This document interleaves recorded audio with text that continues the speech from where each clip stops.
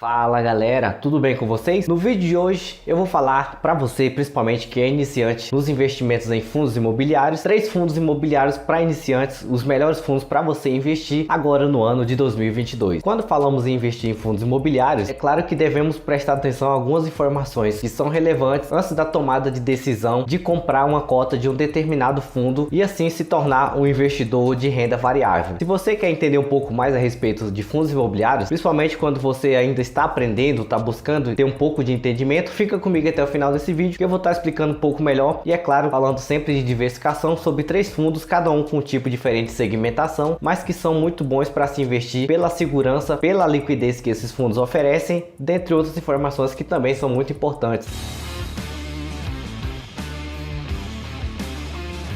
Eu sou Robson Andrade e sejam bem-vindos mais uma vez ao canal Mente de Milhão. Para começar, o nosso primeiro fundo imobiliário é um fundo de tijolo, principalmente focado no ramo logístico, É um fundo de tijolo focado nas operações logísticas, na compra, construções e aquisições de galpões logísticos para aluguéis. O que é comum muitas vezes de se perguntar, quem está por trás dos aluguéis, dos galpões gigantescos que a maioria das empresas grandes aí brasileiras e até multinacionais alugam, aquele espaço gigantesco para abrigar as suas centrais de distribuição, o sua central de operações. Então, quem fica por trás de muitas vezes desses fundos, desses galpões, vamos dizer assim, são os fundos imobiliários, aqueles fundos ali de galpões logísticos. E para falar sobre um fundo que é bem destacável aí entre todos os fundos imobiliários, eu trouxe o HGLG11, que é um fundo aí considerável, grande e muito bem visto por seus investidores. E para ter uma noção do tamanho que esse fundo possui, ele sozinho representa aí um pouco mais de 4% do IFIX, Para quem não entende o que é o IFIX é o índice ali que faz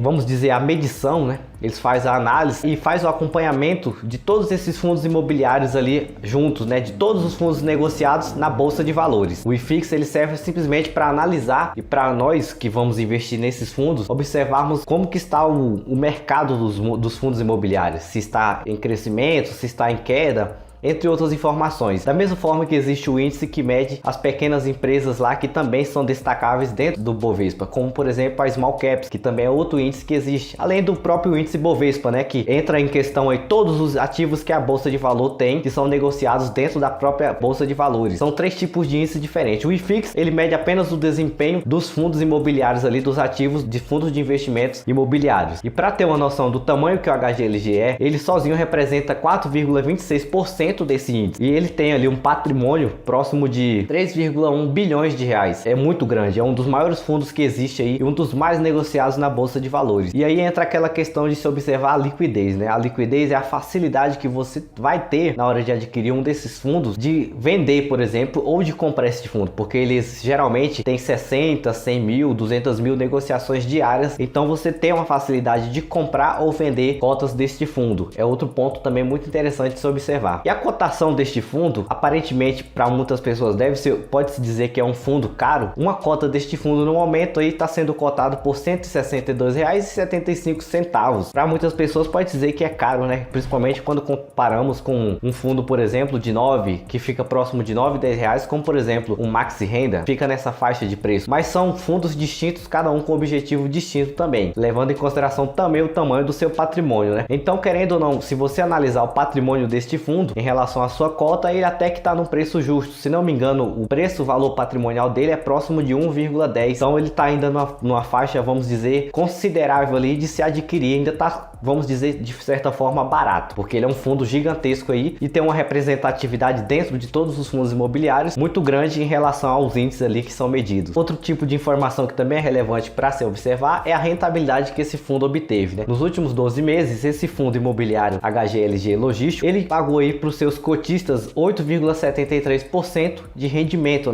de yield, ou como muitas pessoas falam, de dividendos. Ele pagou aí para os seus cotistas esse valor aí nos últimos 12 meses. E é sempre bom lembrar que olhar para o passado não é considerar que vai acontecer o mesmo no futuro. Se for olhar para os últimos períodos em relação à pandemia, onde muitos desses fundos imobiliários sofreram aí de certa forma pelo cenário econômico e por toda a questão de pandemia, esses fundos estão começando a retomar novos rumos a partir de agora. Então ainda tem muito que se esperar desses fundos imobiliários imobiliários para o futuro. Então sempre é bom pensar não só no que se passou, mas pensar no futuro e imaginar o que se pode, por exemplo, esperar de um fundo imobiliário, observar seus ativos. O portfólio da HGLG também é muito grande, tem quase 20 ativos ali diferentes, em diferentes locais distribuídos pelo Brasil. Então ele se torna um ativo muito interessante para se investir pela segurança que ele passa, além de toda a proporção, né, do tamanho que ele possui, do patrimônio, vamos dizer, bem grande que ele possui também, e de ter uma boa rentabilidade também para quem investe. Agora indo para o nosso segundo fundo, é um fundo de papel. Diferente do primeiro, que é um fundo de tijolo focado em logística, o fundo de papel ele é focado em outros tipos de investimento. Quando você compra cotas de um fundo imobiliário, fundo de papel, o que acontece, né? A administradora, a gestora desse fundo vai pegar todo o valor que foi investido pelos investidores ali, por quem compra suas cotas, e vai investir lá em papéis negociados lá, por exemplo, como CRIs, CRIs, né, que são cédulas de recebíveis imobiliários, ou em LCIs também, que são outros investimentos de renda fixa, que existe a possibilidade de se investir também de forma isolada, que são lastros de créditos imobiliários. Então são investimentos feitos focados principalmente em alguma forma de financiar ou, é claro, de investir na área do ramo imobiliário. São todos os investimentos atrelados ali. E outra coisa que é interessante de investir em fundos de papéis é que um cenário de alta inflação, de altos índices aí, os índices todos disparados aí de forma negativa, é claro, para a pessoa, para o consumidor, esses contratos, todos esses contratos feitos por papéis de CRIs, LCIs, eles se tornam mais rentáveis, ou seja, é uma maior remuneração para quem investe em fundos de papéis, ou até mesmo neles separados lá na renda fixa. Esse fundo imobiliário, IRDM11, é um fundo de papel muito considerado bom também. Ele é bem visto por quem investe, né? Tanto pelo seu tamanho, da mesma forma que o HGLG11, mas também por outras coisas que também são atrativas para quem vai se investir pela primeira vez. Como, por exemplo, a sua participação no índice, no IFIX, é de 3,43%, ou seja, de todos 100% dos fundos imobiliários que tem negociados na Bovespa, quase 3,5% é apenas pertencente ao tamanho que esse fundo imobiliário também possui. Da mesma forma que o HGLG possui quase 4,5% também. Os dois fundos juntos aí já são aí aproximadamente quase 10%, né, do índice total do IFIX. Então são dois fundos geralmente considerados muito grandes. A sua cotação do IRDM11, que é um fundo de papel, tá aí, pelo menos na gravação, na data de gravação desse vídeo, em R$ 108,09. Nos últimos 12 meses aí teve um resultado, né, para quem investiu nesse fundo de 3,4% de rentabilidade. Então é uma rentabilidade que está acima até de outros investimentos que são lá, por exemplo, de renda fixa, como por exemplo um tesouro pré-fixado que paga ali 12,32%. Este fundo aí teve uma rentabilidade maior do que, por exemplo, investir em um tesouro direto lá pré-fixado. E é claro, sempre lembrando que rendimentos vindo de fundos imobiliários, diferente de rendimentos de muitos outros, principalmente de renda fixa, são isentos de imposto. Ou seja, todo o valor que você tem de resultado de lucros distribuídos são isentos de imposto, não há tributação nenhuma em cima desses valores. Você acaba recebendo, tendo uma rentabilidade maior do que a taxa Selic, por exemplo, do que outras taxas, e ainda, consequentemente, sendo 100% líquido de imposto. Então se torna muito interessante. Fundos de papéis, eu diria que em cenários onde o IPCA está próximo de quase 12% ao ano, taxa Selic a mais de 10%, consideravelmente são ótimas opções para quem quer começar a ter uma boa rentabilidade e, é claro, segurança, se tratando de um fundo aí que vem de gestoras muito confiáveis, como a Credit Suisse, como a própria BTG, entre outras também gestoras que são renomadas aí no mercado financeiro. Tem informações que também são importantes de se levar em consideração. E o patrimônio, é claro, do fundo IRDM11 fica ali também muito próximo, um pouco maior até do que o primeiro que eu falei, entre 3,2 bilhões de reais. Então é muito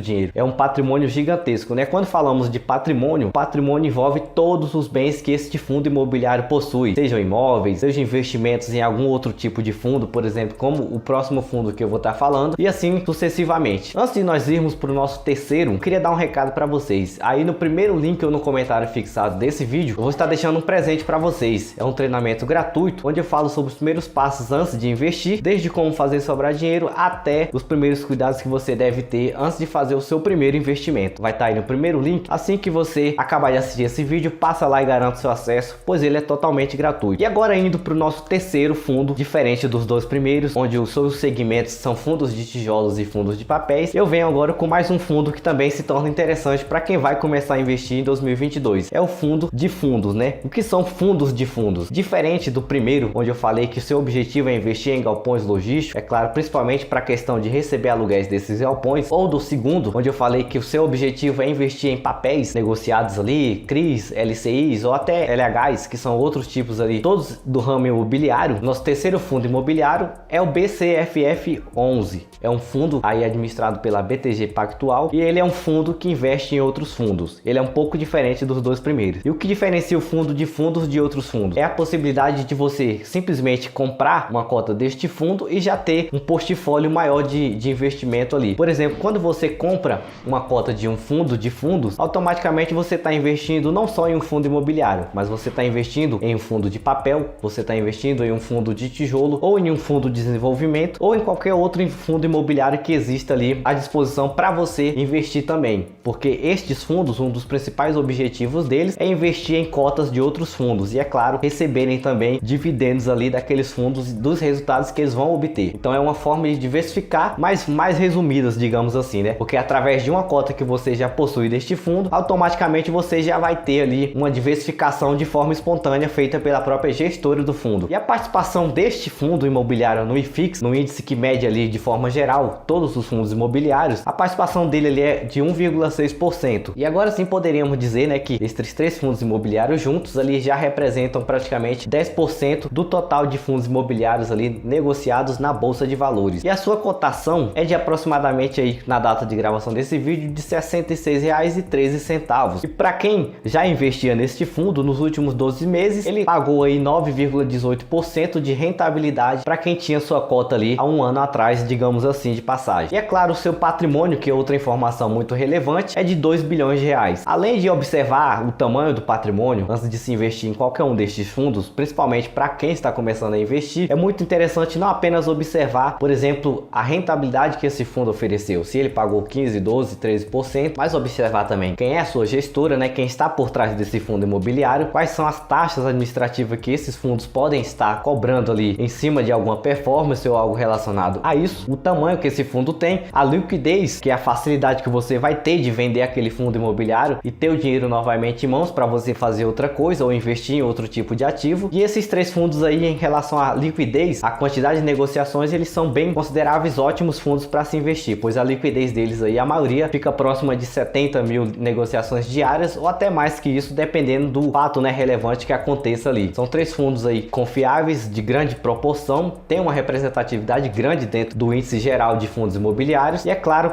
a questão da segurança. Bom, pessoal, eu espero que vocês tenham gostado desse vídeo. Eu peço que, se você não é inscrito do canal, que você se inscreva no canal, compartilhe com seus amigos sempre que possível, deixe o seu comentário se você é um cotista de algum desses fundos imobiliários que eu citei, ou o que você acredita também ser interessante de nós trazermos aí como um assunto para debate neste canal. Deixe o seu comentário aí, nós vamos estar pegando aí alguns comentários, respondendo e quem sabe criando conteúdo ali de acordo com o que vocês estão comentando aí, para que nós possamos criar um conteúdo mais focado no que vocês precisam entender ou aprender. Eu vou ficando por aqui e até qualquer momento.